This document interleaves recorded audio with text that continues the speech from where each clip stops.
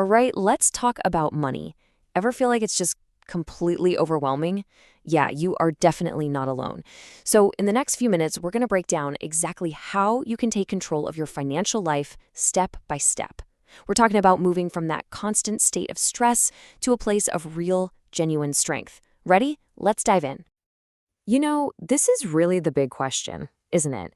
Why is money so stressful? For so many of us, it just feels messy, confusing, and honestly, a huge source of anxiety. But here's a thought. What if all that stress wasn't just a fact of life? What if it was actually a problem you could solve? Okay, so let's just tackle this money stress problem head on. In this first part, we're going to try to reframe that whole feeling of financial anxiety. Think of it less like a permanent condition and more like a challenge, one that actually has a clear solution. The goal here is simple, to shift your mindset from feeling anxious to feeling genuinely empowered. First things first, you have got to know that you are not alone in feeling this way. I mean, at all. Learning how to manage your own money is, well, it's one of those foundational life skills, right? It's what gives you the resilience to handle, whatever life decides to throw at you. And really, it is the most direct path to finally reducing all that stress. So the big question is, how do we actually get there? Well, think of it like this. We're going to build your own financial control panel. And no, this is not about restriction or telling you no all the time. It's about understanding the levers and dials you have at your disposal. Personal finance management, it's really all about putting you back in the driver's seat. All right, so let's be super clear about what we're even talking about here. Personal finance management. It sounds kind of formal, but it's really just the skill of handling your money to get to your goals. And the key words here, stability, security, and those long-term goals. At the end of the day, it's about making your money work for the life you actually want to live. And why should you even care about this? Well, honestly, the benefits are life-changing. We're talking about a real, honest-to-goodness reduction in stress, that feeling of peace of mind. It's about having the freedom to make choices because you're not stuck in a cage of debt. It's about watching your goals actually get closer and having the resilience to ride out those inevitable financial storms. This is the why. This is the whole point of building this skill. Okay, so to build this control panel, we need a simple framework. Let's break it all down into 5 core areas or pillars. Think of these as the main systems of your financial life. Let's walk through each one. Everything starts right here. Pillar number 1 is income. And this is super simple. It's just about getting a crystal clear picture of all the money that's coming in. So yeah, your salary, obviously, but don't forget about any bonuses, income from a side hustle, or returns from investments. Knowing this number, this is the bedrock for everything else we're going to talk about. All right, next up, pillar number 2, spending. A really simple but super powerful way to think about this is the 50-30-20 rule. The basic idea is you take your after-tax pay and split it up. 50% goes to your absolute needs, like housing and food. 30% is for your wants, the fun stuff. And then, and this is so important, 20% goes straight to savings and paying off debt. Now, think of this as a guideline, not a strict law. You can and should tweak these numbers to fit your own life. Okay, on to pillar 3, savings. And look, if there's one savings goal that is critical for absolutely everyone, it's this, an emergency fund.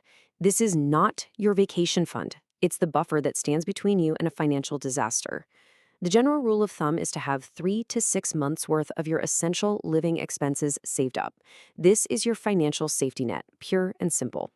Pillar number 4 is a big one, debt. And it is so crucial to get this, not all debt is created equal. There's good debt, which is usually tied to something that builds value over time, like a mortgage on a house. And then there's bad debt, which is typically high-interest stuff that just drains your wealth, like credit card debt. So the goal is pretty straightforward, minimize the bad debt, and be smart about managing the good debt. And finally, we have pillar 5, investing. This is where things get really exciting. This is how you go from just being financially stable to actually building long-term wealth. It's all about understanding your options, getting a feel for your own risk tolerance, and then harnessing the absolute magic of compound interest. That's where your money starts making its own money. It's the key to growing your wealth over the long haul. So understanding those 5 pillars, that gives us the what. But just knowing this stuff isn't enough, right?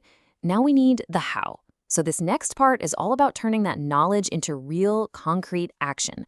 We're talking about the consistent habits and skills that are actually going to drive your success. Okay, here are 4 super practical, essential skills you can literally start practicing today. 1. Create a budget and then actually stick to it. 2. Automate your savings. Set up regular transfers so it just happens without you thinking about it. 3. Go after your most expensive, high-interest debt first. And 4. Before you make any big purchase, just pause. Really think it through. These habits right here, they're the building blocks of financial success.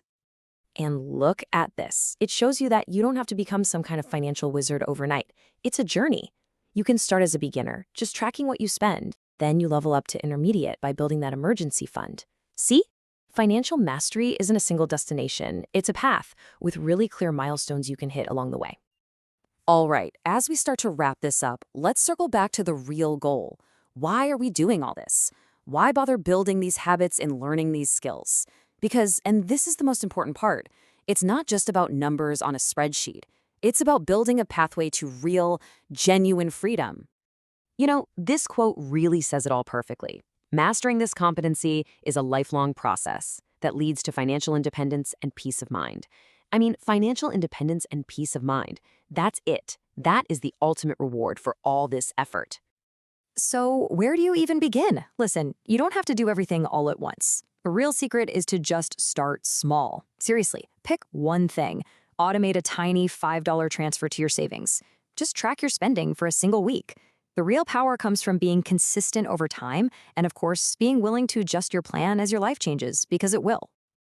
And that brings us right here to the final and maybe the most important question of all. This is where listening turns into doing.